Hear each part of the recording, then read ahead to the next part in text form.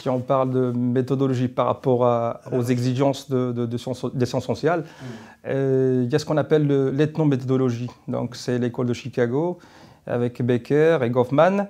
Donc c'est point de départ, donc c'est un concept qu'on peut dire, le concept c'est l'interactionnisme. Du coup, parce qu'on est en face de groupes de supporters, deux identités, donc on peut dire deux identités collectives qui soudent des identités individuelles, donc où chacun poursuit sa finalité propre. Du coup, lorsqu'on observe le phénomène, ça donne toujours des actions interactionnistes. Donc les gestes des uns, c'est toujours en fonction de ce que font les autres supporters, les autres groupes antagonistes. Et du coup, donc, moi j'ai fait beaucoup d'observations participantes.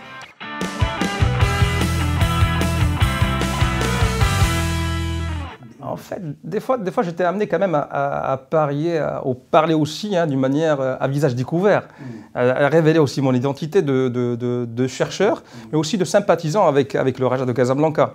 Mais des fois, non. Des fois, donc, je suis le chercheur qui prend beaucoup de distance par rapport au sujet étudié. Donc, et du coup, j'étais en train de jongler entre les deux. Donc, ça dépend de l'interlocuteur, ça dépend aussi de son âge, ça dépend aussi de la proximité avec la personne avec qui je suis en train de discuter aussi.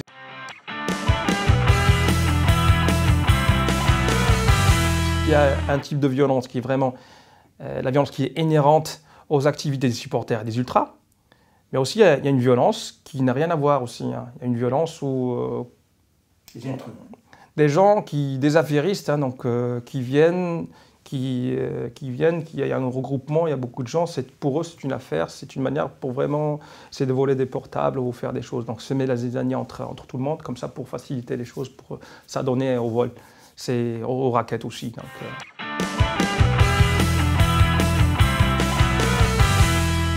Même le supporter, quand tu lui poses la question, tu dis mais pourquoi tu fais ça? Donc tu t'adonnes à des actes de violence.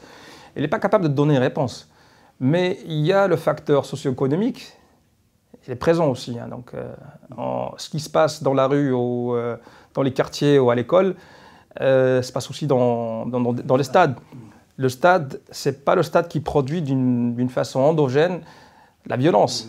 Donc il y a la violence qui s'invite au stade. Donc c'est une manière de dire maintenant, d'après mes enquêtes, on peut dire que le supporterisme, donc, il greffe plein de choses aussi. Donc, il y a cette frustration, il y a la précarité aussi, il y a le manque de reconnaissance de la part de la société, de la part des pouvoirs publics d'un côté, de la part de tout le monde. Donc, on trouve aussi quelqu'un qui n'a rien. Donc, qui a quitté l'école ou qui vit dans une famille sans être dans une seule chambre. Donc tout ça, ça crée vraiment de la frustration chez lui. Ça crée à part la frustration, ça crée comme la haine, on peut dire aussi. Donc pour lui, sa cible, c'est pas uniquement... je ne parle pas des supporters ultra, je parle en général. Donc comment vraiment on peut vraiment un peu expliquer et donner des pistes d'explication de la violence.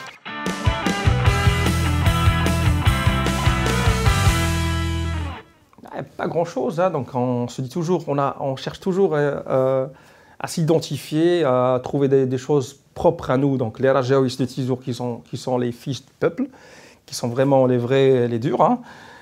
Les Ouidadi disaient aussi qu'ils sont les durs aussi. Et les Ouidadi, c'est toujours des gens qui sont issus de la classe moyenne, ils sont un peu aisés, donc c'est une image symbolique qui traîne depuis longtemps. Mais les deux, même tous les supporters d'Agadir ou de Hoceima ou des Phares, ils ont tous ce commun-là, c'est qu'ils sont unis par l'amour d'un club et par l'amour d'un groupe ultra. Donc ils poursuivent ce but-là. Et pour eux, ça reste toujours tout ça, sans exception. Donc, il y a des manières qui se diffèrent, mais ils poursuivent tous le même but. Si je peux dire, c'est ça aussi. Donc, et ça m'amène aussi à parler et chacun a sa manière quand même de poursuivre de faire le supporterisme, d'encourager son équipe. Il y a certains qui choisissent d'une manière un peu bien réfléchie. Oui, les chorégraphies, les tifos. Et il y a d'autres aussi qui, à un moment donné, il y a un membre ultra qui une fois m'a dit, mais non, dans le monde des ultras, il faut être un peu en arabe, on dit qabih. Il faut vraiment aspirer la crainte. Je dis, mais non, non, parce qu'il faut défendre aussi les groupes ultras.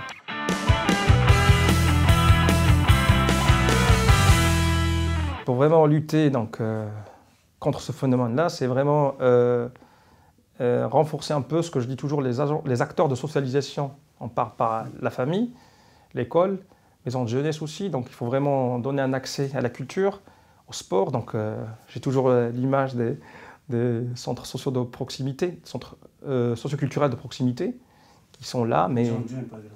Oui, maison de jeunes et centres sociaux de proximité aussi. Je pense que c'était le GAS, celui qui a initié ce projet-là.